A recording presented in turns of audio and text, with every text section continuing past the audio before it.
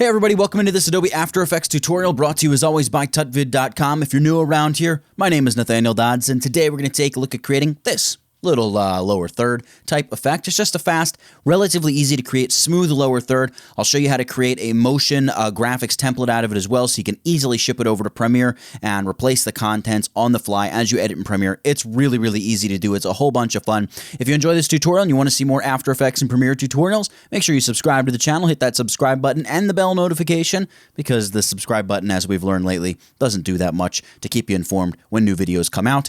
Ladies and gentlemen, let's get into this video right now. Okay, I have my video here in After Effects, and the first thing I'm going to do is right-click it and choose New Comp from Selection, New Composition, that is from Selection. There is my video in my little Layers area. I'm going to right-click on the video out here and choose Transform and choose Flip Horizontal, because I want my lower third to come out of the sort of lower left corner area, and this just looks a little more natural. Next, I'm going to hit this little tiny icon here, and I am going to choose to turn on Titles and Action Safe area right here, and I am going to grab my Rectangle tool. Now, if I just begin drawing out with this layer selected, it's going to create a mask. I don't want to do that. So I want to make sure I click over here to just deselect, and then I will drag out a lower third type shape, something about this big. You see how big that is? And I'm aligning it with the bottom line of my sort of safe area. Now we can make this taller, shorter, longer, whatever. We'll adjust the size of this a little bit later. But you can see I've got a fill of this sort of tealish color. I'm just going to set it to black. And I also have a 2-pixel stroke. I don't want to change the color of it. I'm just going to hit the word stroke, and I'm going to say, look, cancel out the stroke. We don't want a stroke for this, and hit OK. Now I'm going to select Shape Layer 1, hit the Enter or Return key, and I'm going to name this a Base Shape, just like that, so I know what it is. Again, I'm going to deselect this, and I'm going to grab my Text tool. You can see we're not quite exactly on that bottom line, but we're close enough that I'm okay with it. I'm going to click a single time, and I'm going to type maybe this guy's name or a made-up name. I'm going to say Jack the Ripper. How about that? And then Command Return. That's Control-Enter on the PC to commit the change. Now, the text that I'm using here is a font called Antonio, and it is a bold weight. I've got 75 pixels for my size, and a line height of 210. Really, the line height doesn't matter for us here. But what I am doing is setting it to all caps. See, and instead of Jack the Ripper all lowercase, I want it to be all caps. And then over here in my paragraph panel, I just want to make sure that I'm aligning to the left. So I'm going to move this over so it kind of begins right where the outermost safe margin line is. That way when we come in and replace names, we can do that. And by the way, when you're creating your lower thirds, you probably want them all to be the same size. So what you'll want to do is go through your film, your documentary, whatever you're doing, and find the person with the longest name. Then you can make sure that you create a base shape that is long enough to accommodate even the longest names. So I could push this out to like here, and you can see, we have, yeah, sure, Jack the Ripper, but we can handle something a little bit longer than Jack the Ripper as well. And by the way, if you want to make this a little bit longer, see our little center point is all the way up here in the middle of the video. What we can do is over here, our pan behind tool, you can hold down your Command Option or Control Alt key, just double click that, and it's going to move that point back to the center of our shape. And then we can use our scale tool, and we can just scale this out a little bit, something like that, and then maybe I'll drag it over a little, and we could make our lower third a little bit longer for us, just like that. All right, I'm going to select my text, and I'm going to duplicate it, Command or Control D, and I'm going to drag it straight down, holding the Shift key to keep everything kind of in place. Now I'm going to come back to my character panel, and I'm going to change my font to Adobe Garamond. So I'm going to find Adobe Garamond. Right there, Adobe Garamond Pro. I'm going to change the size to 45 pixels. Line height here, I'm going to set to auto. We may adjust that a little bit. I am going to set the leading to 40, or leading, I should say, to 40, because I want a little bit of space there. And instead of this being all caps, I'm going to set it to small caps, which what that's going to do, if you can see, it's going to really capitalize and make the first letter of each word, or really any letter that I make a capital letter, it's going to make it much bigger than the rest of the text. So I'm going to select this text. I'm going to move it up a little bit, maybe kind of like that. Double click on the text, and I'm going to type out something like Professor of Humanities, Columbia University. Great, and you can see just like that, we have our text in place. I can now adjust. Again, you're going to want to make sure this is also aligned to the left. This is going to make it easier later on when you decide you want to change the text a little bit for this. You can very quickly swap in and out, and I can shut off my guides now and see what the lower third would look like. Now that I'm looking at it, we may actually want to make the lower third a little bit less wide. Something sort of like that I think will be a little better for us. And as I'm looking at it, I think I'm going to shift click both pieces of text and nudge them downward just a couple pixels, trying to get it a aligned as best we can right there in our lower third base shape. All right, with the lower third base shape, what I'm going to do is select it and hit the letter T, which is going to open up the opacity setting. And I'm going to reduce the opacity to 25%. Look at that. And what we're going to do here is animate this shape, and then we'll duplicate it a couple times. But I'm noticing here I misspelled professor. Sorry for those of you who have noticed it for the last couple minutes and been screaming at your screen. There we go. Professor of Humanities, Columbia University. But let's take this base shape and animate it so it begins off screen. It's totally gone, and then it slides out and bounces into place. Here's how we're going to do it. Select base shape and hit the letter S for scale. And the first thing we'll do is we will uncheck the little chain link, which is going to constrain those proportions. I don't want to touch them. And we're going to simply change the width here. So this is the scaling of the width, and scale it way down to 0. But you can see we have a problem. It's scaling to the center instead of scaling off screen. So how do we change that? Well, we're going to select our shape. We're going to grab our pan behind tool, and I'm going to grab that center point, hold down Command or Control, and just move over, and you'll feel it snap to that center far left point right there, and leave that there. Now what we can do is set our width to 0, and the whole lower third is now compressed down into that thin little sliver. We're going to hit this little stopwatch next to the word scale to begin our animation. It drops that keyframe, and then we'll come out, I don't know, a second. Let's go a second. We'll do it more than a second if we have to. And we're going to reset our width to, what was it, about 107%, and then deselect. And we can see here the animation that we just created. It's relatively simple. It's going to want to render the video for us. But we can see here just a relatively simple animation. Nothing fancy. Let's make it a little fancier, though. Shift-click both of those keyframes, and we're going to right-click and choose Keyframe Assistant and Easy Ease them. And then with them still selected, I'm going to click on this little graph editor icon. Now look at this. This looks fancy. I'm going to use my plus button on my keyboard to zoom in on this a little bit. I'm even going to make this a little bit bigger here so we can really see what we're doing. We'll keep an eye on our animation up here. What I want to do is make this bounce in but shoot out past its finished point and then snap back to it. And I'm going to do that here by grabbing or clicking on this bottom point and grabbing the tangent handle for it and pulling down and maybe over this way a little bit. Let's go something like that. Let's see what this looks like. It's going to come through, it's going to shoot past and snap back. See that? So it comes out and boom, pops right back into place. Just a really cool, smooth little animation. Looks really professional and just really nice. So here's how we're going to have fun with this. I'm going to click on Graph Editor to get out of here, and let's duplicate our base shape twice. So I'm going to select it, Command or Control D, Command or Control D. Now what I'm going to do is come down here to my base shape 2 layer, twirl down transform. Remember we edited our scale, and I'm going to take this and say, look, shift select both these keyframes. Maybe wait until about the 7 frame mark before you begin animating. And then also with these 2 keyframes selected, go to Graph Editor, and let's just change up. Maybe we'll make this shoot out even further and do something crazier. Let me zoom out a little here so I can see what's going on. I'm going to pull the tangent handle down this way a little bit more. So this is going to be a really extreme. See that? See how it's kind of 2 parts bouncing into place now, right? Maybe that's it might be a little too extreme. Let's back that off just a little bit. And then we'll come up here to the third base shape. I'm going to twirl down transform. Let's get out of Graph Editor once more. I'm going to select both of these keyframes. Let's move these so the first keyframe starts around the 10 frame mark. Right, if I open up Base Shapes 2, see the first keyframe, this animation is beginning at about, 7 frames, something like that. So this is good, and I'm going to collapse Base Shape 2 again. Here in Base Shape 3, let's hit Graph Editor, and let's just tweak this as well. Let's make this shoot down quite a bit. Something like that. And we can look and see, we're going to have this this sort of 3-pronged effect now as everything bounces right into place. So we're building out the first part of this effect. All right, let's collapse Base Shape 2. Let's duplicate this, Command or Control D. I'm going to hit the Enter or Return key, and I'm going to type the word stroke because this is going to be our stroke layer. Let's get out of the Graph Editor as well. I'm going to twirl this down. Let's go down to Transform, and I'm going to select both of the scale keyframes and just get rid of them. So we're not going to hang on to them. What I want to do here is go into Contents, and we have this little Add button. I'll click on the Add button and say, look, add in offset paths here. That's you can see that expands the path around what we have. And I'm going to twirl open offset paths. I'm going to say, look, offset this 15 pixels. Essentially, move it out away from the edge by 15 pixels. Now, it just looks like we've added more of our 25% opacity black fill to this. So I'm going to come down here to Rectangle, well, actually, I'm going to go into transform first. So these are the transform parameters applied to the contents of our shape layer. Down here, you can see opacity. It's still at 25%. So we're going to set that back to 100. It's going to make it solid black. Don't worry. Don't panic. Nothing to fear here.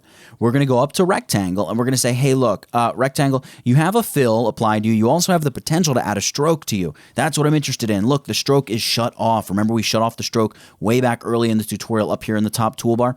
Let's shut off the fill, and we're going to turn on the stroke. And here, I'm going to twirl down stroke. I'm going to select the color, and the color that I want to go with is, well, I actually have it in place already, 00CBD6. I'm going to hit OK, and then I'm going to change stroke width here from 2 pixels to, let's go 5 pixels. Make it a little bit more noticeable. And here's where the fun begins. Let's collapse stroke. Let's collapse rectangle. We're going to go back to our little add menu and choose to add a trim paths to this. And here for the trim paths, we want to drag this all the way down beneath the offset paths right there. So here's trim paths. And what I'm going to do is I'm just going to start this at frame 0. And I'm going to say, hey, look, I want to animate the both end and start parameters, but I'm going to begin with end first. So I'm going to say end. I actually want you to be 0 end, and I'm going to set the offset to, like, I don't know, let's go 1 by 65 degrees, something like that. So let's begin with end, and I'm going to hit the stopwatch to drop a keyframe, and then I'll move out, I don't know, 10, 20 frames, maybe something like that, maybe about 20, a little over 20 frames, a little less than a second, and then I'm going to set end to 100%. So what's going to happen, we'll see the path is just going to draw itself around the shape, but it's going to begin here at the bottom center. That begin point is what we set here when we chose this offset 1x 65 degrees. That's what you're looking at. You can play with this and set it to whatever you want. I'm just setting it to this because of what I know is coming later. Now I'm going to come in a couple frames, and I'm going to animate the start position. So I'm going to go start from 0, and then I'm going to animate start up to 100. Now what this is going to do, as you can see, it's going to wipe away the stroke that was just created. So now we're going to have this effect where the stroke appears to be shooting around our lower third. See how that effect works? Pretty cool, right? Now this is just the first stroke. So we're going to collapse all this stuff, and I want to do 2 more of these strokes and adjust them. So Command or Control D to, well, make sure we select the stroke layer. Command or Control D, and we've got our stroke layer selected. I'm going to come down to Contents. I am going to go to the offset paths because that's what I want to play with first. You can see I have 2 trim paths. That's because I had trim paths selected the first time I hit Command or Control D, so I duplicated the trim paths. That means here on the original stroke in the contents, there's another trim paths. Just make sure you have your layer selected and not like that individual effect. See Command or Control D, it makes a second trim paths. We don't want that. So here up on stroke 2, we are going to adjust the offset paths first. I'm going to reduce this to 10. I'm also going to go into rectangle, and I'm going to change the color of the stroke. So here under stroke, I'm going to change the color of the stroke to, let's go with like an FF8100, so more of an orange color. Stroke width of 5 is still great, and I'll collapse rectangle. We have our offset set to 10, and we're going to come down here to trim paths. I'm going to change the offset first and foremost. I'm going to set it to like 2 by, I don't know, let's go like 280 degrees, something kind of crazy. And then what I'll do with start and finish is I'm just going to adjust them. I'll adjust how fast they happen, where they begin, where they end, all that stuff. In fact, you can even select all these keyframes, right-click, keyframe assistant, easy ease them as well. So now what we're going to have, you can see, is multiple lines beginning at different times, beginning at different places, animating around our lower third as it pops out from the side of the video. This is great. I'm going to collapse trim paths. Make sure we select the stroke 2 layer. Command or Control D to duplicate stroke 2.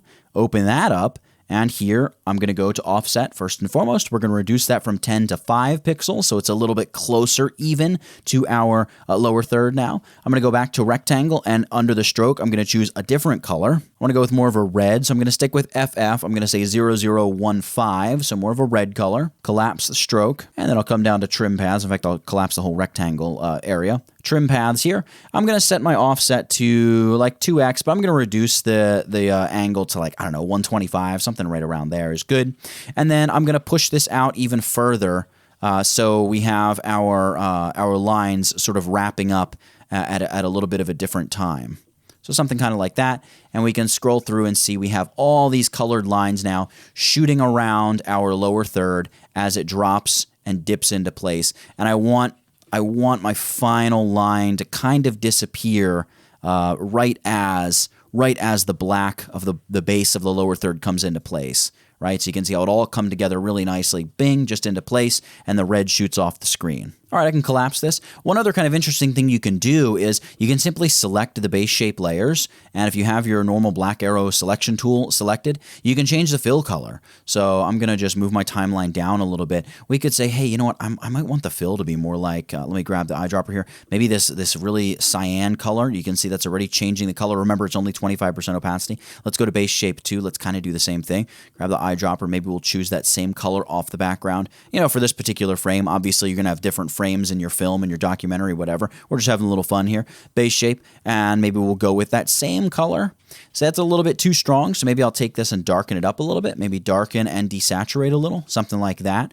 And now we're going to have an animation that kind of flows with the entire look of our composition here, and it's got those cool little colored lines that shoot out and around and through it, and it just looks really neat. In fact, one interesting thing you could do is shift select all 3 stroke layers and drag them beneath the base shape layer. That way, when the strokes are passing underneath the semi-transparent panes of sliding lower third base shape, it's actually going to affect them and add another layer of effect to what you're working on, and can just make it look that much cooler. And now what we want to do is create the masks to make our text fade in, or slide in, I should say. So I'm going to make sure no layer is selected, grab the rectangle tool, and just drag out a rectangle. The color doesn't matter. I want to drag it all the way out to the edge of my lower third, because remember, we want to make these lower thirds work for even longer names. Then I'm going to select this shape. You can see I'm selecting the rectangle shape. I actually want to make sure I select the shape layer. You can see I've got my center point way out here. So I am going to hold down Command Option, double click pan behind to get that back in the middle of my shape. Grab that center point, hold down Command or Control, and click it all the way over there to the left side of my, well, what's going to be my mask. Now I'm going to grab my selection arrow. I'm going to make sure I select that, and I'm going to look to see, all right, where should my text start to come out? So maybe like right about there, when the final sliding piece of the lower third base is coming into place. I'll start it there. So I'm going to select my shape layer. I'm going to hit the letter S for scale, unlink the proportions, and here I'm going to set this to 0. You can see it looks like our shape disappeared. That's totally fine. Hit the little stopwatch to begin our animation here. And then over the course of just a couple frames, maybe to like right there, I'm going to reset the width to 100. And at this point, it would uncover, the entire name would be uncovered. I'm going to select both of these keyframes, right-click, Keyframe Assistant, Easy Ease, and there we have our little mask, which is going to unfurl our text. Now you might be saying, what in the world? It's not unfurling anything. I'll show you how to set that up in just a second. Let's go ahead and select this shape layer 1, hit the Enter or Return key, and I'm going to call this text 1 mask, because this is going to be sort of our primary text. I'm going to drag it just above the Jack the Ripper layer. Before I do anything here, I'm going to duplicate this, Command or Control D, and drag this up above the Professor of Humanities text layer. I'm going to rename this text 2 mask, and we're going to move this down and animate this as well. So let's just drag it straight down, and you can see the animation is essentially already in place. What we may want to do is open up scaling, and we don't need to keyframe anything. We're just going to maybe scale it, the vertical to, I don't know, 105%, something like that. But look at what happens. When we do that, we're dropping another keyframe. Obviously, we want to delete that. Let me show you a better way to do this.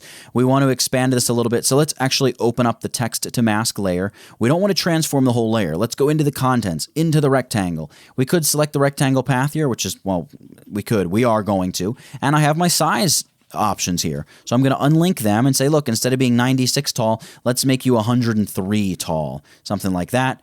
Maybe we'll make it more like 106 tall. How about that? And then we would nudge the whole thing downward, just a couple arrow key clicks. And now we can just make sure that if we have a little bit more text there, or we have a letter that hangs down lower, or whatever it may be, everything's going to be covered for this mask as well. And the timing should probably be about the same. And maybe what we'll do is make it start a little bit later. We'll do that pretty easily here by opening this up. We'll go down to our transform, our scale, right? We have our keyframes right here. Let's say when the first bit of text is about halfway finished, that's when this will begin. I'll just drag these keyframes over just like that. So the first keyframe begins at about halfway where our first keyframe, where our first animation is halfway finished. So just like that, we create sort of that staggered animation. Now this does no good for us because it looks terrible. We need to make it a mask. So I'm going to select the Jack the Ripper layer. You may need to use your toggle switches modes button down here. We're looking for the track matte column, right? The track matte column.